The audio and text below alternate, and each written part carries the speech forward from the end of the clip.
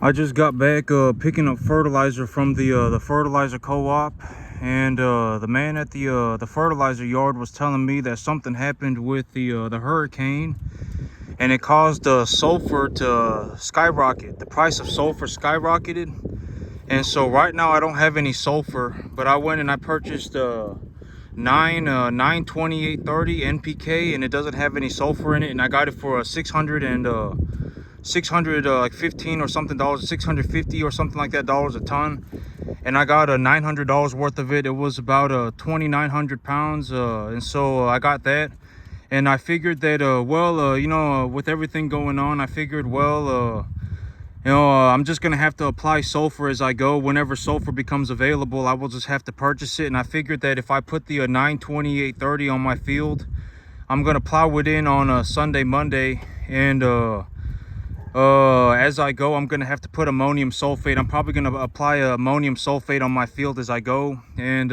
so that's the situation. Their sulfur is not available right now. The hurricane did something with the sulfur industry, and I don't have access to sulfur right now, so I'm just gonna have to do with what I got. And so I purchased 92830 instead of even 2020. I purchased a 92830, so I'm gonna apply a lot of phosphorus and potassium. I'm gonna plow it into my field. That phosphorus and that potassium is gonna bind to the soil because it is a positively charged mineral, and then that fertilizer will stay in the soil. And as I continue throughout the year, whenever sulfur becomes available, I will more than likely apply something like an ammonium sulfate, or I'll get a urea sulfur blend, and I'll apply that on my field. Here in 2 days, I'll be taking animals to the sale barn, and on a Sunday, Monday, I'm going to be plowing my field, and on Tuesday, I'm going to be planting my grass. And so, and also what I got coming up is that over the next, about 3 or 4 months, I'm going to be utilizing about $1 million worth of capital. All right, and I'm gonna get to show you, or I'm gonna show you how I do it. I'm gonna show you how I do it. How do I utilize money? How do I generate money? How do I think about money? And yesterday I was actually talking to a business banker, about he called me and he was talking to me about different loan opportunities. And one thing that he told me that we should probably be doing is getting myself a business line of credit. And I asked him about that. And I've been talking about this, but if you start a business, and if your business net positive cash flows, if you start a business and that business makes a large amount of money, that business is valuable. It's not valuable to just you. It is valuable to essentially everybody. All right, if you ask somebody, I have a business, I started this business, and my business makes a net profit of $70,000-$80,000 a year. If I run this business after I pay for everything, I still make $70,000-$80,000 a year. Then that business is valuable. That value is called equity. It's equitable, right? Because that business is producing a net positive return, that business is valuable. And if you want to get a numerical estimate for what that value is, the way you do it is you get an equitable, you appraise it, right? And this is what I mean by I talk to a banker. And so when I ask, and I always say, you don't go and ask Billy Joe Bob what your business is worth. You don't ask yourself what your business is worth. I kind of had a hunch. Like, I don't know why, but I was like, I'm pretty sure my business is worth about $1 million. I don't know why I had that hunch, and I actually had the wrong number. I actually, I was saying that the business is 5 times its earnings, right? The value of the business is 5 times its earnings, but I was incorrect. It's 15 times. All right, and so, and I had a feeling that my business was worth about $1 million. All right, and so me, I don't know why, but I had a hunch. And the banker, I didn't ask Billy Joe Bob. Does Billy Joe Bob think my business is worth $1 million? No, Billy Joe Bob does not think probably not. Me, I had a hunch. I don't know why. I don't know how to describe it, but I had a hunch. I'm pretty sure my business is worth about $1 million. And then I talked to a banker yesterday, and my business is going to be probably worth somewhere about $1 million, with the amount of money that I'm generating. But here's the thing: in reality, my business is not worth anything. under one condition, and that condition has to be that I am also going with the business. And so, in reality, my business is not worth anything, and I've actually talked about this a lot. But farming is not something that you can buy. Farming is not like a retail store. Farming is not like it's not like an apartment complex. It's not like buying a real estate a piece of real estate rental property. Farming is a hard skill. Even if you purchased my farm for $1 million, you would probably bankrupt it immediately. You would not be able to actually farm. That's the big problem, right? And that's the big thing about my business, is that my business, it might be worth $1 million, but in reality, it's worth zero. Under one condition, and that is that I would have to be sold with the business.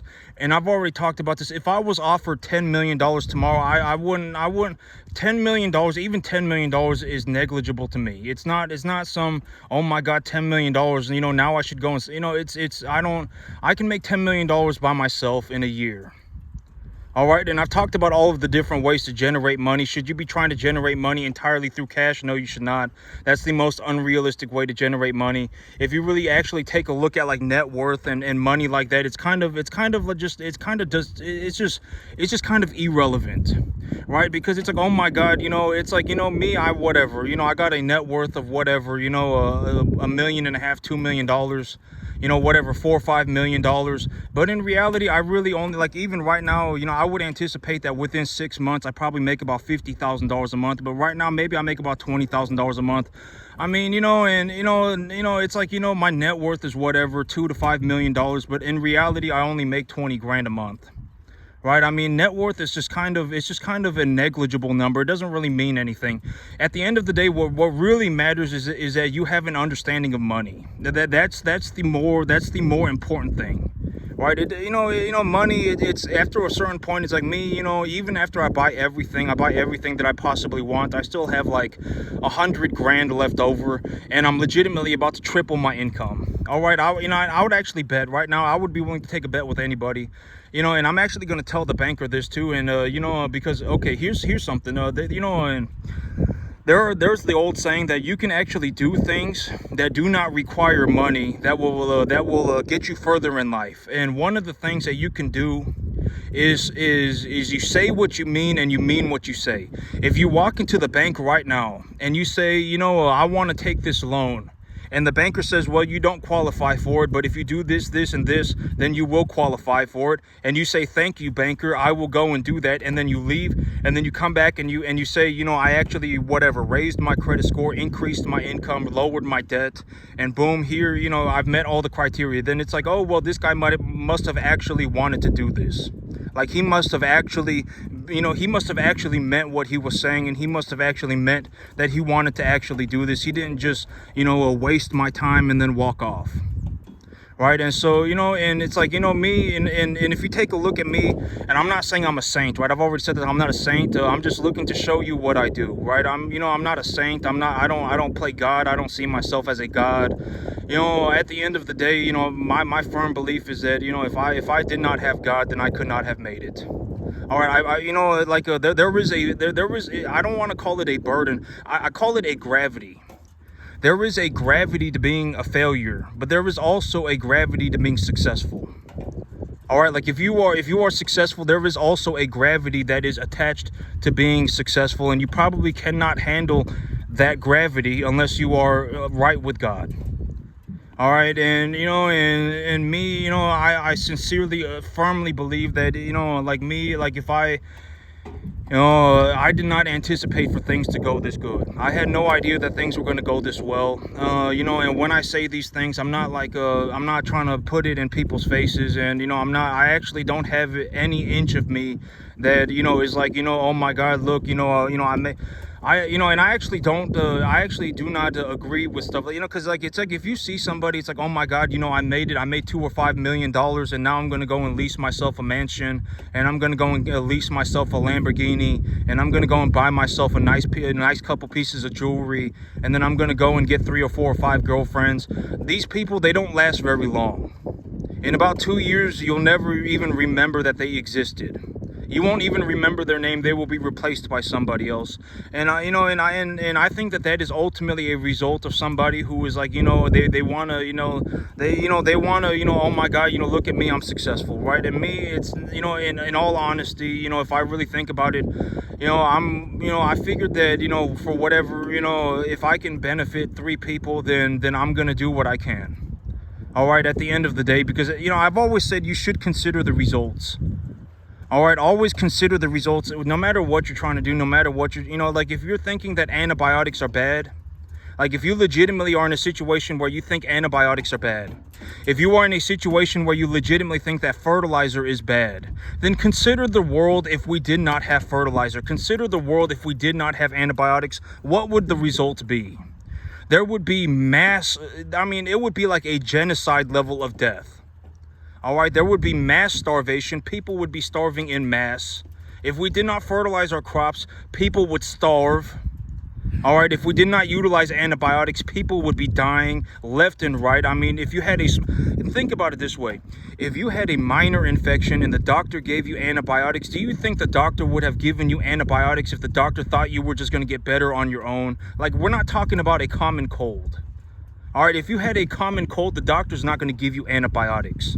The doctor gave you antibiotics because of a reason. And that was because you have a minor infection right now in today's standards that can be treated with antibiotics. But if you don't take the antibiotics, chances are you are going to die.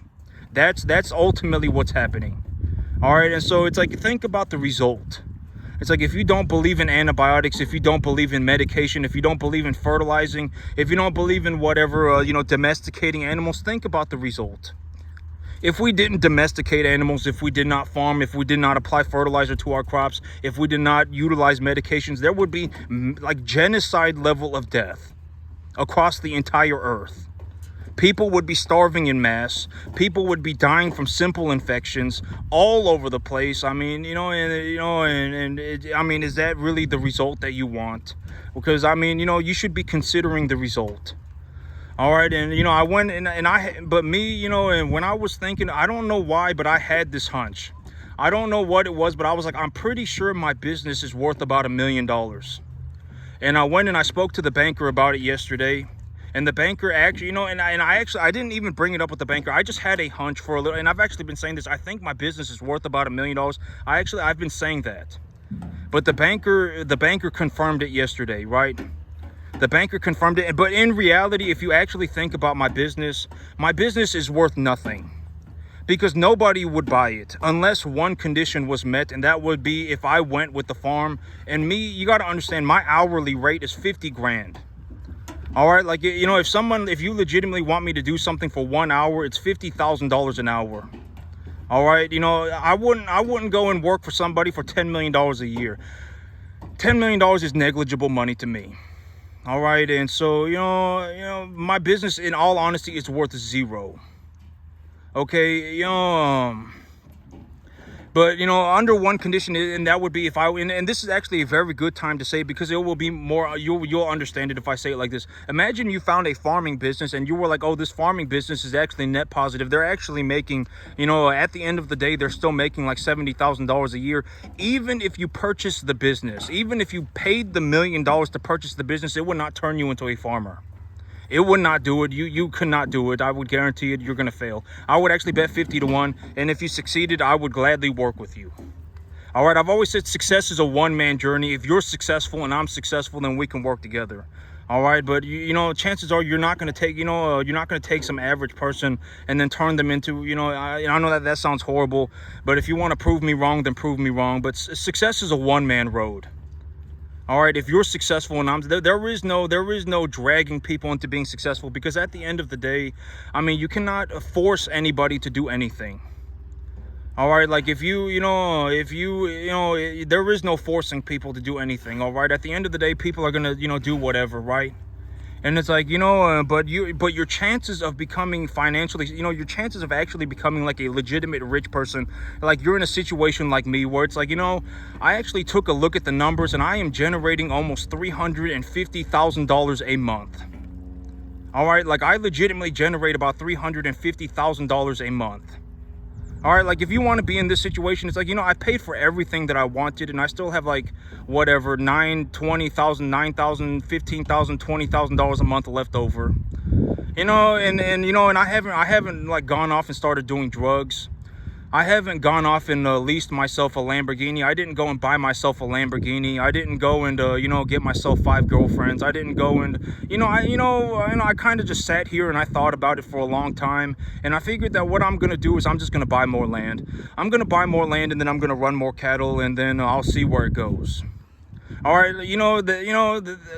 then that's ultimately my situation, right? I mean, I make an excessive amount of money, and I didn't just start going and doing drugs, right? I didn't just start going and drinking a bunch of alcohol. I didn't just go and just whatever, buy myself a Ferrari, at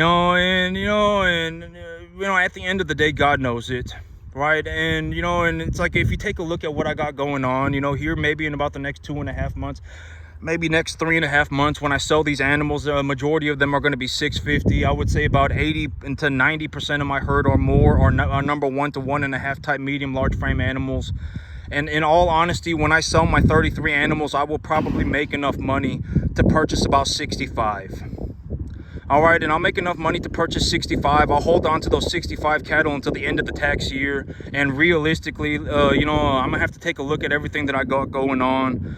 And I'll probably have to take a loan for the money that I made, and I'll probably have to double the size of my herd, and I'll probably end up with about 120 to 150 cattle by April. Right? I mean, that's what I decided I wanted. I made a bunch of money, and then I just decided that I'm just gonna go and continue forward with what I'm doing. Right? I didn't just go and say, oh my God, it's time to YOLO.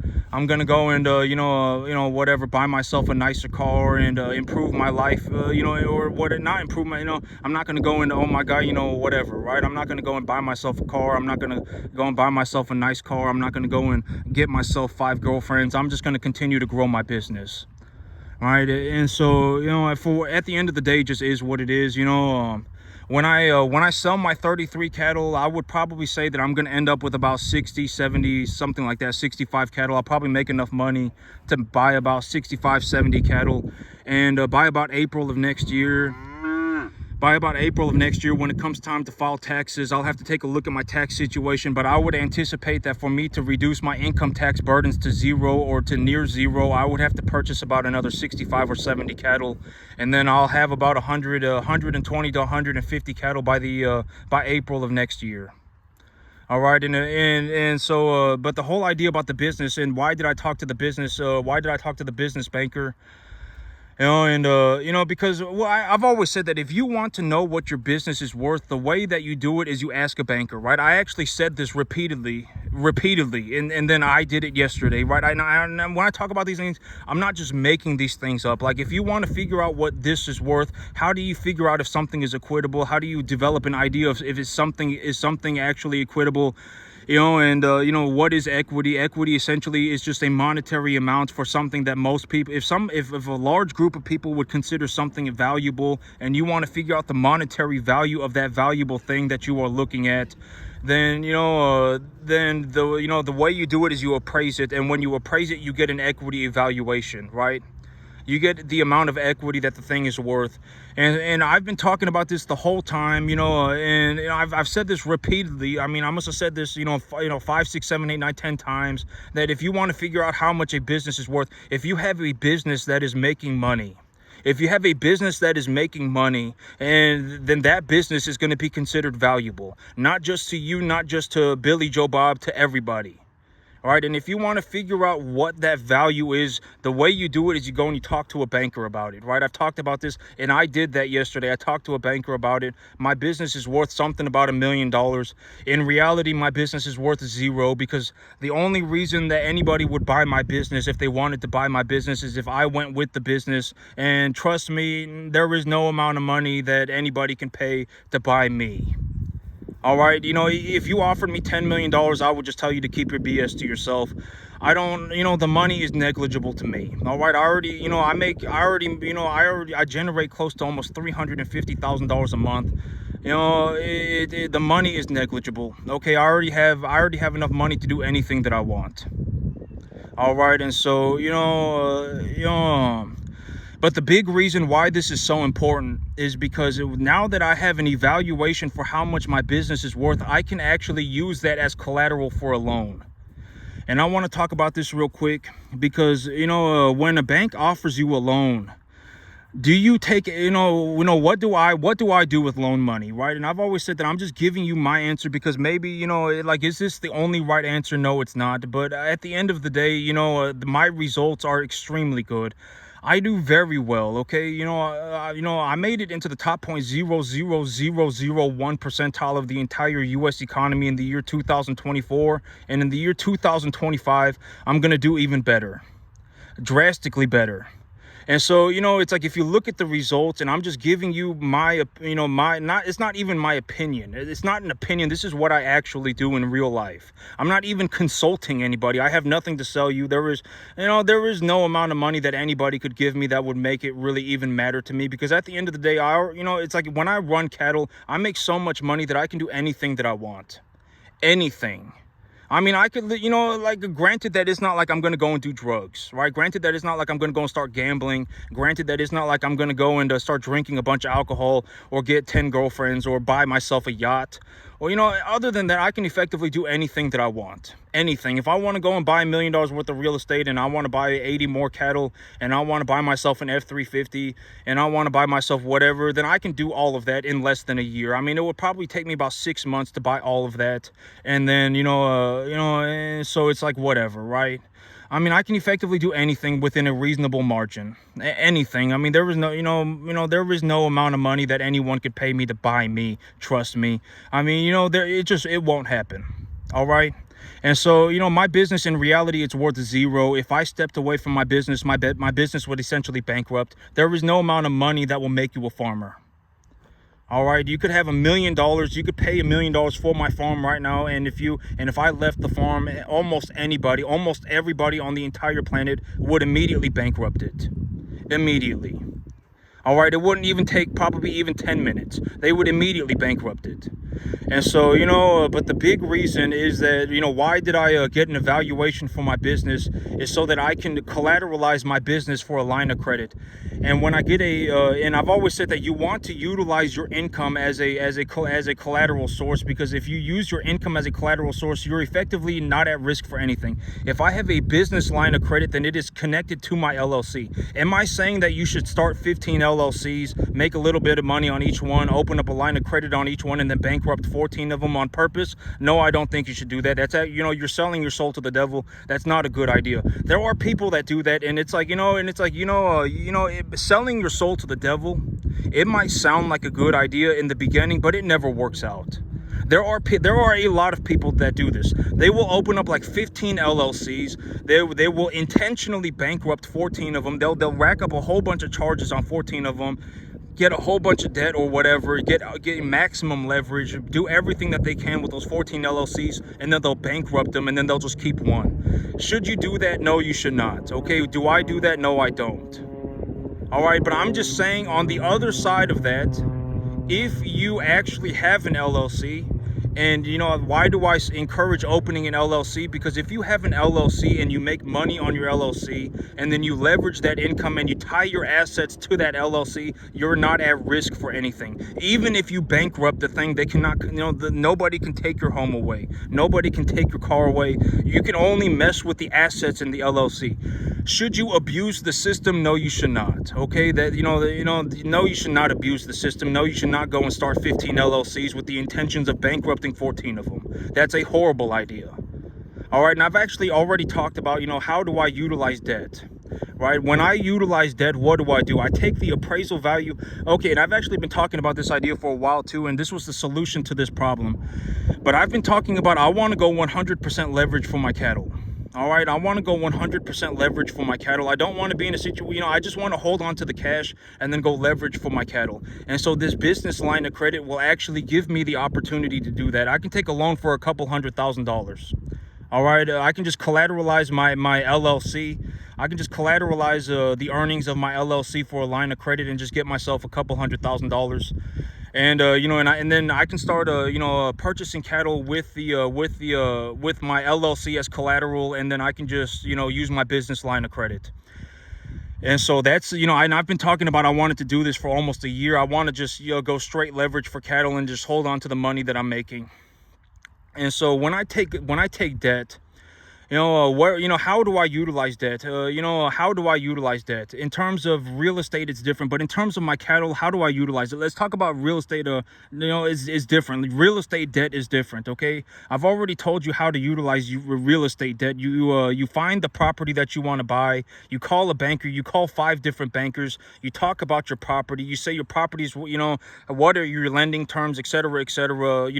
Different banks have different lending standards. If you want to figure out if the bank tells you we'll give you a loan for 20 years on 7% interest for 200 grand, how do you figure out what your monthly payment is going to be? I've already talked about real estate debt, right? I've already talked about all of that.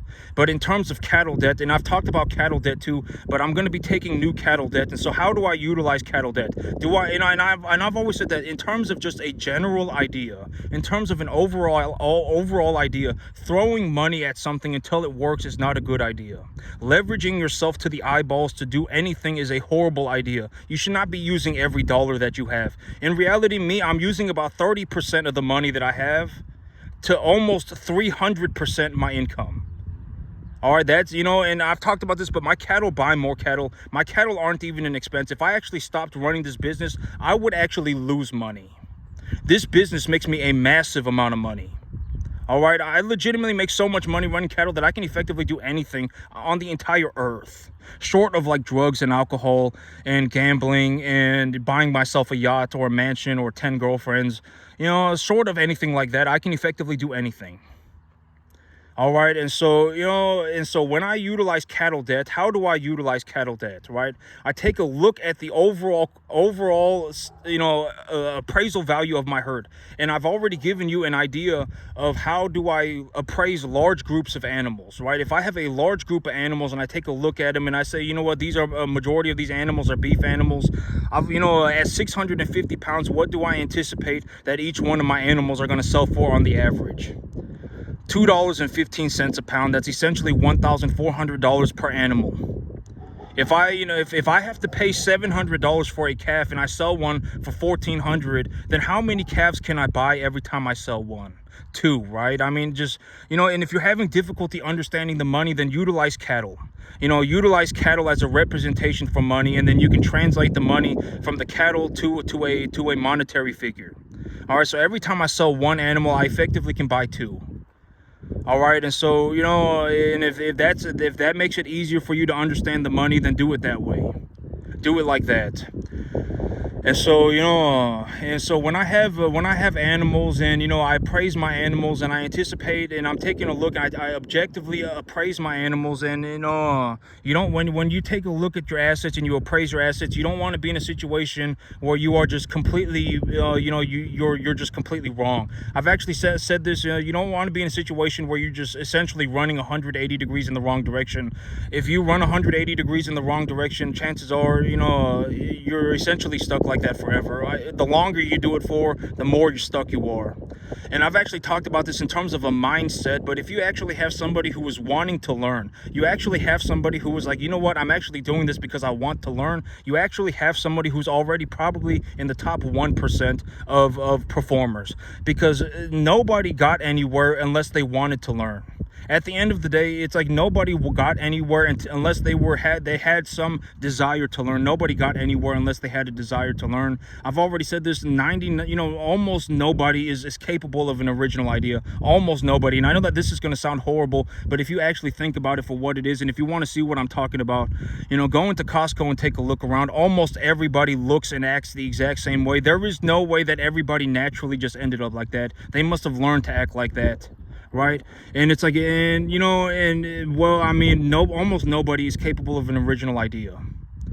All right, and it's like if you have 10 people that are essentially running in the wrong direction, and those 10 people get another 10 people to run in the wrong direction, and then now you have a massive group of people, and I call it the 100-man analogy. You don't want to be in a situation where you have a massive group of people that are running completely in the wrong direction, that have all convinced each other that they're going in the right direction, but you're effectively going 180 degrees in the wrong direction. All right, and then and it's like by the time you find somebody like me, it's too late. All right, by the time you find, and I've already said, and in reality, it's like, if you can go and you can whatever, you can listen and you can learn from whoever you want, but I would highly because I've already talked about this in terms of money. There is, money does not make somebody a good or bad person. All right, I've seen there are plenty of examples of poor people that are horrible people. All right, you have to consider that too. There are plenty of examples. There are plenty of examples of poor people who are just horrible people. Okay, I mean, I've seen a guy legitimately throw gasoline on a girl and threaten to light her on fire over an iPhone. All right, I mean, you got poor people that are legitimately horrible people too. All right, so you should probably just, and it's like, find a rich person that you think is an okay person, and then, surround yourself with rich people. If you surround yourself with rich people, you are more likely to become rich. It's just how it works out. I mean, like, if you find 15, 20 people like me and you subscribe or whatever to 15, or which I don't care if you subscribe to me. If you want to subscribe to me, go for it. I don't care. Even if YouTube paid me $10,000 a month, it would be a negligible amount of money for me. I don't, it's irrelevant for me. There is no amount of money that anybody could offer me that would really, make sense to me at all. All right, if I run cattle, I can effectively make as much money as I want. If I want to make more money, I'm not going to go and become a YouTuber. All right, I'm going to go and just run more cattle. I did this with the intentions of maybe, because I succeeded, I legitimately succeeded. I generate a 6-figure amount of money every month. I mean, this is how I work my finances. This is how I see the world. And, and at the end of the day, my results are fantastic. My results are phenomenal. In terms of the overall U.S. economy, I made it into the top 0.00001 percentile of the entire U.S. economy, not just farmers, but the entire U.S. economy in the year 2024. And I'm going to do better in 2025. Drastically better. All right. And so, but this is how I utilize capital. This is how I see money. At the end of the day, net worth is kind of nonsensical, because it's like, if you look at me and you're like, oh my God, he's got a net worth of whatever, $2 million right now, and he's saying that he's going to have a net worth of $5 million. My net worth is probably going to go over $10 million in the next 365 days. And but at the end of the day, it's like I may have a net worth of whatever, $10 million, but at the end of the day, I really only make probably like $500,000 a year. I just the reason that my net worth went so high was because I was capable of starting a business. I was one of the few people on the planet that can actually start a business. Like, you can put me on a field anywhere and I will legitimately just start a cattle farm. I can do it anywhere, practically anywhere. I mean, I would hope that it was somewhere in Central Texas, because Central Texas, our cattle market is very, very, very vast. We have a very large amount of cattle in this area. Our land is cheap, but the big problem is that in the summer our weather is blazing hot and we don't really have any groundwater. Though those are a couple of things that are kind of a problem in Texas, is that we don't have mild winter or mild summers. Our summers are blazing hot. We don't have any groundwater. But a couple of advantages are that we have very cheap land and we have a very massive cattle market. And so, there's nowhere that you're going to go where everything's just a perfect little thing, okay? Depending on where you go, you're just going to have to figure it out. But, I'm one of the few people on the planet that can probably go anywhere and just start a business and actually make a large amount of money. And that's what makes me have such a massive net worth. And I wanted to talk about this as the last thing, is that, it's like, and I've already said, most people should not be starting a business. Starting a business is going to be the worst idea that you ever had. You could legitimately end up in a situation where you hold on to something for no reason, you death grip something for no reason, you had no good reason to do it, and now you're 70 years old and you're retiring and you have no money. I've actually seen people bankrupt at 70 years old. I actually even know a couple of people. It's like, I actually knew a guy who was on welfare. And, and actually, I'm going to talk about person number one first, but I actually know a man who's on welfare right now, and he lives in a middle-class home, upper middle-class home. He lives in an upper middle-class home, and he's on welfare, and he refuses to get a job because if he gets a job, his daughter is not going to get college, his daughter is not going to get her college paid for. All right, and so that's what I mean by, it's like, practically a bum, kind of worthless. I mean, if probably should be kicked into a hole. I mean, there's nothing wrong with you. I mean, you have 100 IQ at least. I mean, it's not like you're incapable mentally of doing things. I've already said, if you have 100 IQ, then you're effectively capable of learning anything. And this is a very good example. Here's a man with at least 100 IQ. He's got 2 good arms, 2 good legs. He's healthy, but he doesn't want to work because if he works, he's going to get paid. And if he gets paid, his daughter's not going to get her college paid for because of welfare.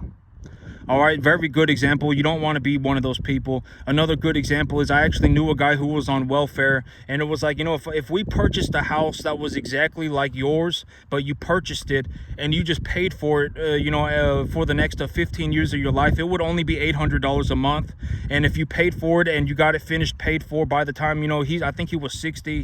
And I said, if you manage to just, if you just really work at it and you pay $1,000 a month for it, maybe you could pay off the whole thing in 10 years. And, when you're 70, you can, you can retire with your Social Security. And then, but he didn't want to do it because he had disability and he was getting Section 8. All right, you don't want to be like that either. Okay, you don't want to be like that. It's like, if you're, and I wanted to give this as a word of encouragement. But if you're poor, you have to understand that if you're poor, it's not going to take a lot to go from being poor to not being poor.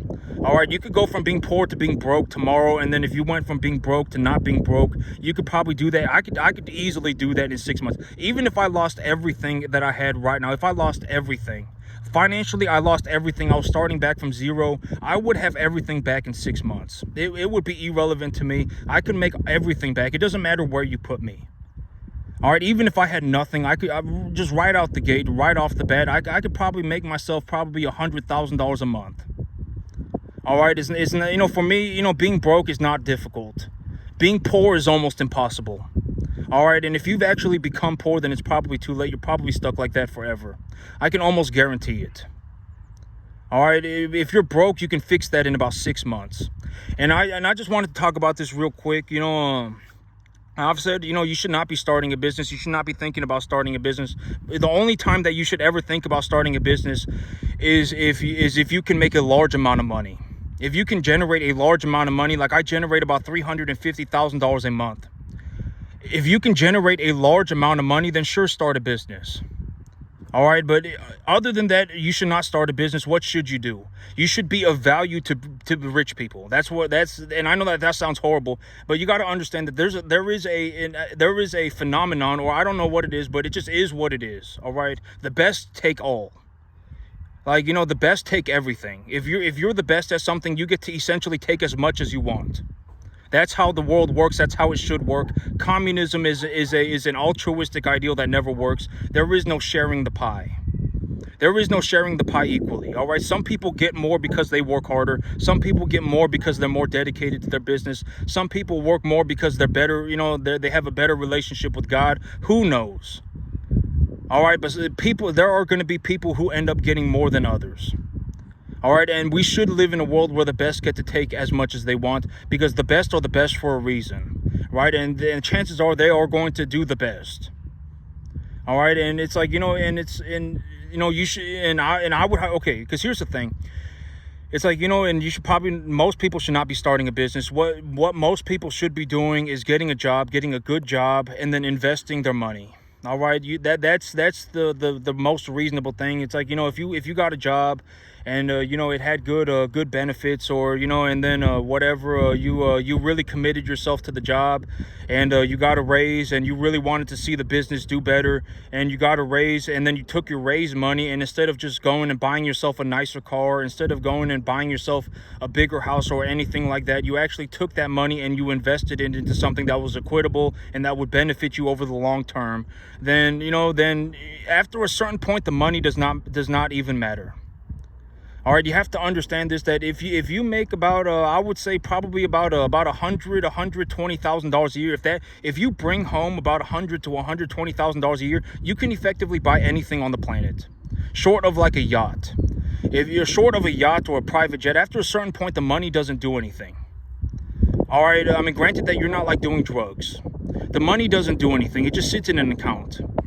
So it's like, if you can really get yourself to a point where it's like, where you're working a job, you have good benefits, you have a retirement or whatever, and you're also making about $10,000 a month, then you don't need to start a business. All right, you just take 40% of your income and you invest it. You live on $72,000 a year, you invest $50,000 a year, and if you do that for even 5 years, you will essentially make so much money that you can do anything that you want, anything.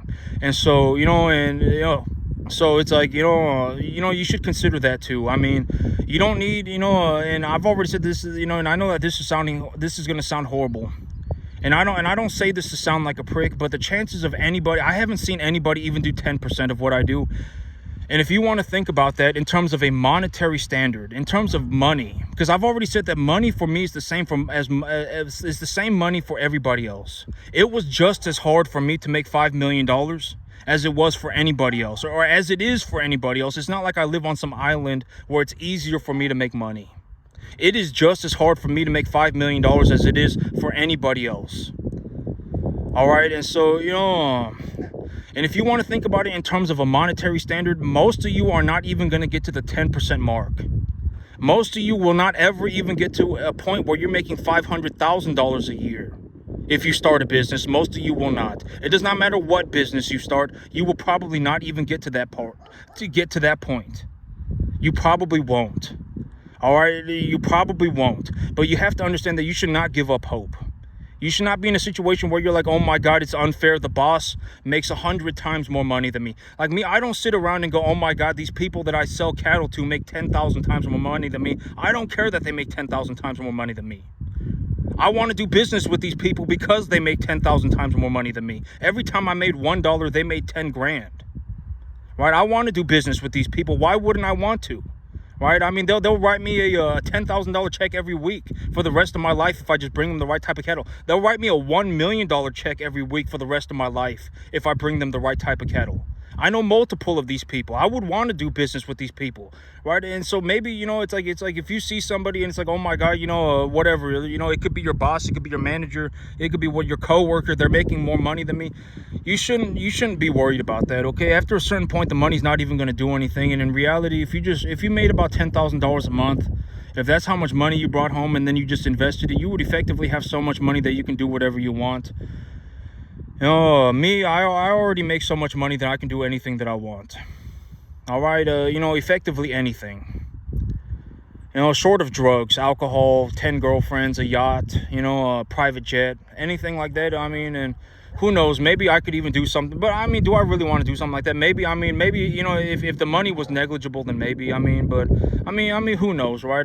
But I got one big goal right now, and that big goal is to get myself over 10 million in the next 365 days. That's my big goal. All right, and I'm just going to state my goal. And I've actually confirmed that my business is actually evaluated at over $1 million. I actually confirmed it. It's evaluated at about $1 million. Does Billy Joe Bob say my business is worth $1 million? No, Billy Joe Bob does not say my business is worth $1 million. Did I say my business is worth $1 million? No, but I had a hunch. I had a feeling. I don't know why. I think my business is worth about $1 million. And then I talked to the bank about it yesterday, and the bank confirmed it. My business is worth about $1 million. In reality, it's worth zero, right? In reality, it's worth zero. But now that I have a business that is worth about $1 million, I can collateralize it, tie it to my LLC, collateralize it, and then take a line of credit against it. And that puts me at risk for nothing. All right, so, and I'm going to utilize that money as operational money for my cattle. And so that's it for me today, YouTube. Y'all have a good one.